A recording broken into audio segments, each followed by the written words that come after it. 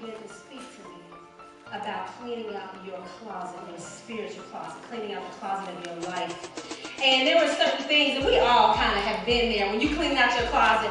And you know what they say, if you've gone the whole season and hadn't worn it, a little echo. But if you go the whole season and you hadn't worn it, so winter went and you didn't wear those sweaters and it comes again, you can probably get rid of it, they say, right? Because you went a whole year without wearing it. But we all have been cleaning our closet and seen that thing that you like, I don't need that, but you don't want to get rid of it. For different reasons, God showed me. And he showed me a couple things I had in my closet I know I'm not going to do anything with, I can't do anything with. And he said you're holding on to it for sentimental reasons. And we all have things like that. You might have something that you had when you were a child. You know you never want to get into that thing again. But it means something to you because there are memories attached to it or whatever. And then we all have things that maybe are a tad small, not real small. You know, nobody had nothing that's real small in the closet, just a little small. And you say to yourself, what? I'm going to throw it away because what might happen? I might get back into that.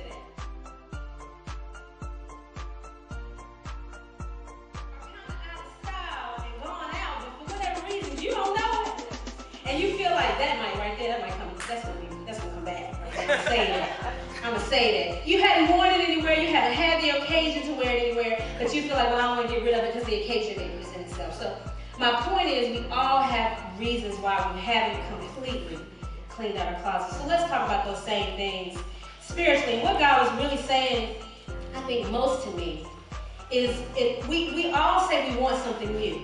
Like how many people in here, women and men, if somebody told you you can have a completely new wardrobe of whatever you wanted, shoes, clothes, accessories, whatever, you can have a whole new wardrobe, you would jump on.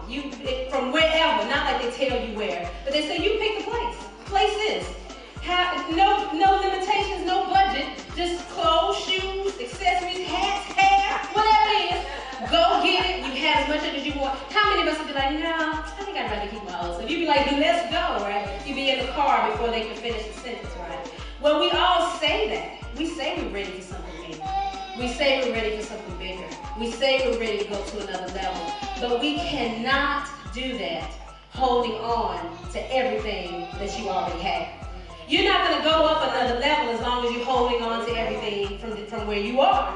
You know, and I was watching Jake's not that long ago. My mother and I, she had told me about a sermon of Jake. And Jake said, you can't be on this level thinking like you thought back there on that level. And that thing just freed me because it's so true. So many times we've gone past that.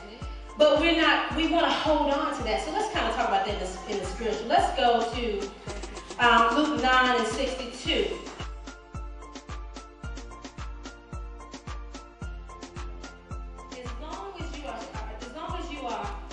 Determined to look back. You're not fit for the kingdom. That's some tough stuff to say. But what it's saying is, as long as you have back here, you're never gonna get what God has for you up here. As long as you are content on the first floor, why do you expect to move to the penthouse? You have to get to the mentality where you say, you know, I'll stay here, Lord, as long as you want me to. But when you say move, I'm ready to go. You have to start thinking about, how many of us, I know women are good for this, before you maybe bought a house or something, we talked about this before, you had placed your furniture in it. You had looked at a photograph of it or whatever, and you placed your furniture, you was like, the couch was right. You hadn't signed no papers yet, but in your mind, you're like, I'm thinking the bed right here, and I'm thinking this right here, because your mind is already on that next level. And when your mind is already on that next level, and this is something we were talking about, it's hard to be big when little got you. And I say that all the time.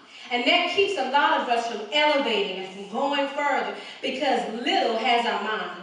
But when we say, okay, God, I'm not going to be so determined to look back. I'm not going to be tripping on, well, I know this thing. Because see, that's what keeps us, a lot of times we talk about that. This is what keeps us from going forward, is we're scared of leaving this behind. But you have to leave this behind to get that in front of you. And you know, sometimes when you're willing to let it go, you don't have to. It's about your willingness to be obedient. You know, and it talks about the obedience all throughout the Bible, and we say, yes, we're going to obey, we're going to obey. And God said, get rid of something. We say, wait a minute, I didn't know you may get rid of something. Why are we so connected to things?